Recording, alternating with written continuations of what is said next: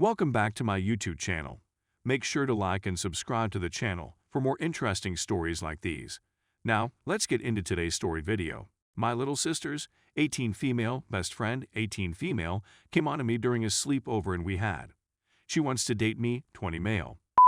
My younger sister has known her best buddy for around 7 years. Her buddy used to despise me, but as we grew older, I believe she developed feelings for me.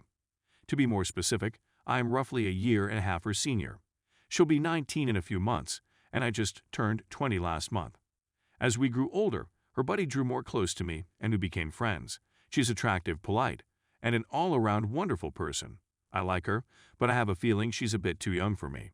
She and my sister spend a lot of time together at our house, and she comes over often. The strange thing is that we all attend to the same institution, so I see her buddy all the time. Her closest friend had been flirting with me for a long, and my sister had even informed me that she seemed to be interested in me. Anyway, she came here the other night to spend the night, and she and my sister hung out, and she invited me to join them. We had a nice time, and she was going to take my bed while I took the sofa. She phoned me to help her repair the TV, but she ended up seducing me and attempting to get me in bed with her. I was apprehensive because of her age and relationship with my sister, but she became tactile with me, so I went in and gave her what she wanted. We had some excellent and even fell asleep together for a little time till I had to go before everyone woke up. She then texted me and asked to speak with me.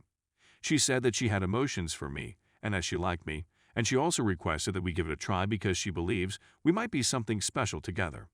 She told me she wanted something serious and that she felt horrible seeing me with other females and that she wants it to be just her. I like her and all, but I don't want to be evaluated based on her age since she's a little young. Another factor is that I want to talk about it with my sister. So, what are your thoughts on the age difference and chatting with my sister? Story 2. My wife cheated on me, but only after I did. The destruction of a man. This, my friends, is a heartbreaking real story, and I'm not sure why I'm typing it or if anybody will read it. It's late at night, and I haven't slept in months. I've likewise been unable to discuss this with anybody, so maybe this is my way of sharing. To begin the tale, we must go back to July/August of 2015. My wife and I had relocated because I had enlisted in the Army. She'd never been away from her family before, and I imagined she felt lonely. She obtained a job and acquired some new pals. I was pleased for her, but it turned out to be our undoing. Every day she and Amy, not the girl's true name, spent together. Amy introduced her to drugs, which shattered our marriage. During this period, my wife seldom spent time with me or spoke to me much. She would shout at me in front of her buddy, and her companion would even berate me. This is when I made the fatal error. I went online and met a woman we'll name Bianca. Bianca was lovely, and clever. I hadn't made any friends in my unit, so it was wonderful to have someone to chat to who didn't seem to dislike the sight of me. I met Bianca around 2 weeks after we started talking online, and we slept together. My wife found out and was much more devastated than I had anticipated. It broke my heart to watch her weep. We agreed we needed some space, so she returned home for a week to be with her family. I expected her to spend this time to reflect on our marriage. As most of you would expect, she slept with someone else right away. They would meet almost every day, use pot, drink, and sleep together. After she returned, she lied about the romance for approximately a month. She continued changing her mind about it, telling me one day that they had slept together and the next that they hadn't, and that she had just told me that she had slept with him to make me upset and punish me for my transgression. My wife came home, and instead of therapy or even just sitting down and talking, she resumed berating me every day and spending her time with Amy. Amy was able to summon my wife away from me at any time of day or night for any excuse. It made me terribly envious, but I did not abandon the marriage. I'm handing up all of my passwords to everything. My phone was examined every day by her, but I didn't have the same level of access to her belongings. If I had, I would have discovered that my wife was still talking to the guy with whom she had slept every day. While I was at work or she was with Amy, they were video chatting. Every day, they texted back and forth. Everything from I love you to varied texts and movies. Let us fast forward to December. My wife and I seemed to be getting along well. Amy had mostly vanished from our lives when she quit using cocaine. We took a holiday and drove back home to see relatives for Christmas. 30 HR Drive. We joked, played games, and played old-school music from our youth. It was incredible. We agreed that she would keep the automobile and remain with her parents, while I would stay with mine. We are not wealthy and are still relatively young. My wife then went to see her friend Ashley, and guess what? They walked over to the man's place and smoked, drank, and even made out with each other to amuse the guy and his pals. Her and the man had once more. My wife and I went on a date the following day, and we spent Christmas Eve with my family. It was fantastic, and I had a terrific time. Apparently, once we returned home, she and the man, I'll give him a name, Charles, lost touch, but she had found a new passion back home, Matthew. Matthew is a much older guy. My wife is 20, he is 40. Matthew and my wife met on a dating website where she was sending naked pictures to anybody who messaged her. Matthew and my wife had met twice, one of which she had stayed the night. Her and Amy devised a scheme to fool me into thinking my wife was spending the night at Amy's. I noticed my wife's attitude had altered and she appeared pretty off a week after she spent the night at Matthew's.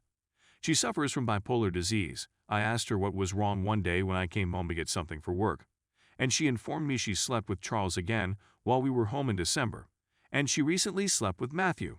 I was heartbroken, but I had to go to work. About 20 minutes later, I received a call from my wife's workplace stating that she had not arrived for work. I contacted her, but she did not answer. I eventually called our neighbors, who went to check on my wife. I got a call back indicating that my wife had requested to be sent to the emergency department.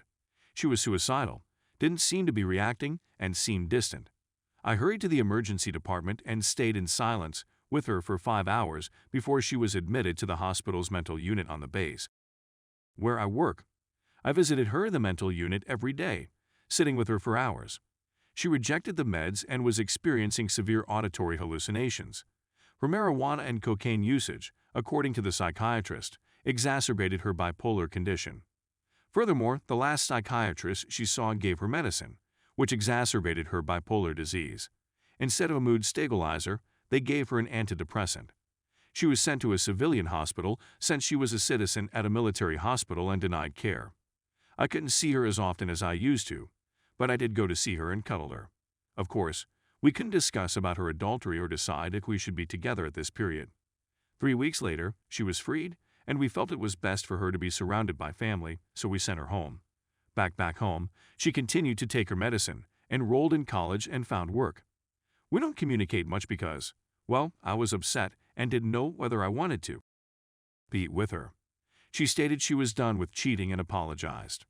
In May of 2016, she came to see me for a week. It went better than I expected. We chatted, and she admitted that she hadn't spoken to Charles at all.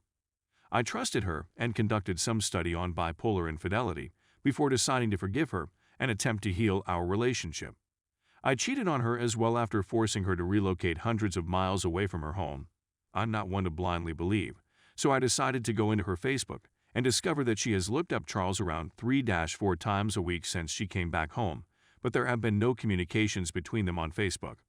I decided to access my Verizon account and see who she'd been messaging.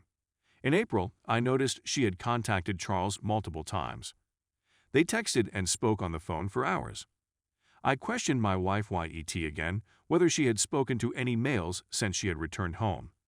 She informed me that Charles had contacted her, but she had ignored it, sensing that I had dredged up information. Needless to say, when I probed her, her tale shifted and unraveled. She claims she eventually called him to get marijuana and ended up smoking with him. She claims they never had and that she only saw him once. According to the records, they ceased chatting on April 29th. They chatted on the phone for an hour TWO times on April 29th. And then my wife phoned him 9 times in a row, and he never responded or answered, and they haven't spoken since. About a week ago, I video chatted with her and ordered her to contact him on speakerphone. They converse, and he admits that they did not have in April. However, my wife and I were disconnected for around 2 minutes on the initial call before she called me back. So there's a 2-minute gap, and she's previously shown that she's skilled at deception.